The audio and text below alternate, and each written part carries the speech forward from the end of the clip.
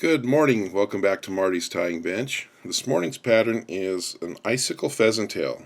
This is a pattern, the first one I ever claimed as my design. And by my design, I mean I took a well-established pattern and tweaked it enough to give it a new name. So, Krystal Flash Pearl gives your classic pheasant tail just a little bit of glow on the water that works well during emergencies.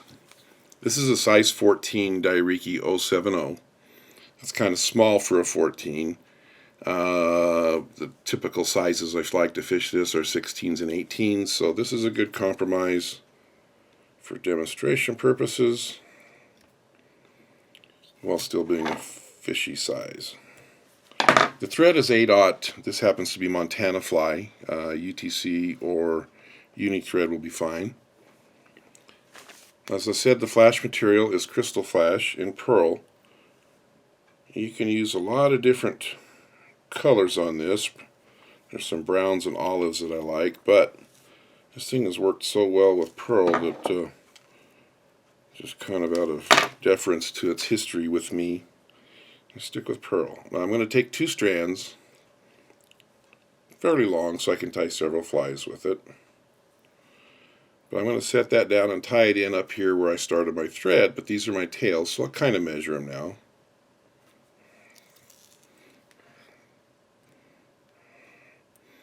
Once you get a couple of turns, just stroke these back on top and tie everything on top of the hook until you get back pretty close to the hook barb. There we go. We know which ones are folding over because they're longer. Now, for a rib, we're using UTC ultra wire and copper. This is size small. In the smaller sizes, you'll want to use extra small. Now, I'm going to extend that forward the length of the abdomen just to make it a little easier to tie in, and now when I wrap it, it'll be preserving the diameter of the abdomen. For a body material, for maybe 5 strands of pheasant tail. And I'm going to go ahead and trim those tips just to square them off and tie those in just like I did the wire. And then bring the thread forward. Now if you see those white squiggly things on the end that bind it together, if I try and wrap the pheasant tail fibers, they're going to want to twist. I'd rather have them lay flat so you get the fuzziness to stand out, so I'm going to cut those off.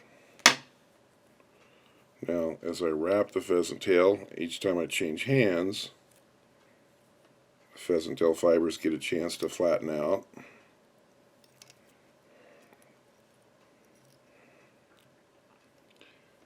And you can see how that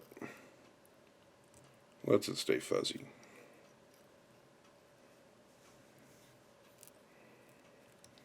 Make sure you get at least to the halfway point. That's going to be our transition from abdomen to thorax.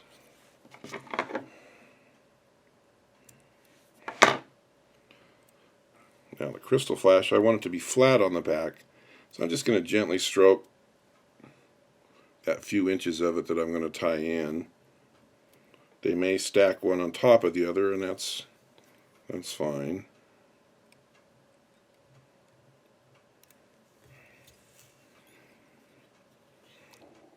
Now in this case they're side by side and a little bit separated, but the wire is going to take care of that. First wrap a wire around the hook shank and then up onto the body for 4 turns.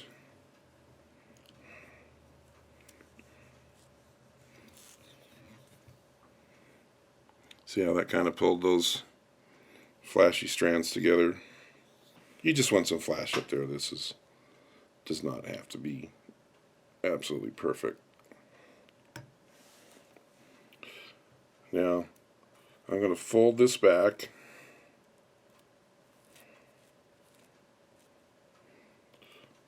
and tie it in.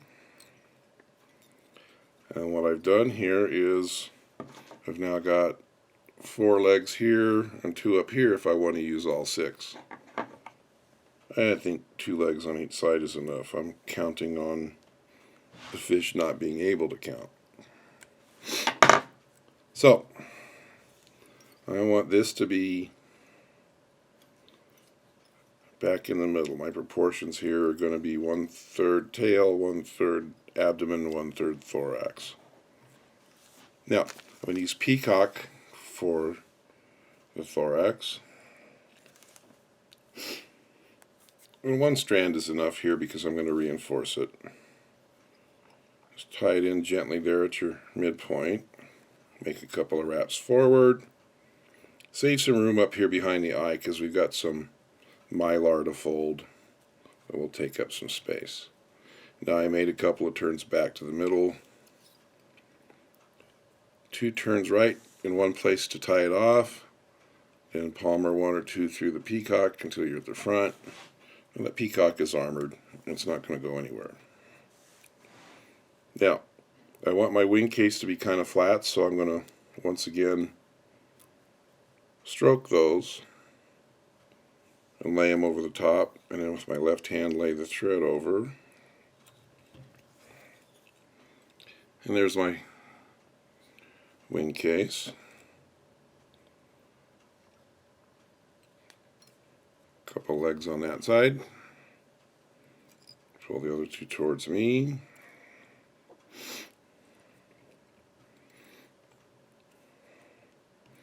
Now you can tug those legs until they're exactly where you want them, and they'll slide under the thread.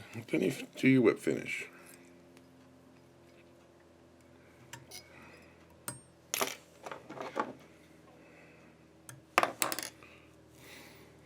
I like the legs to be about half the length of the abdomen.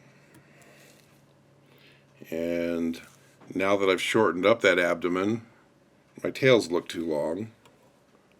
So I'll trim them till they're about the same length as the brown part of the fly.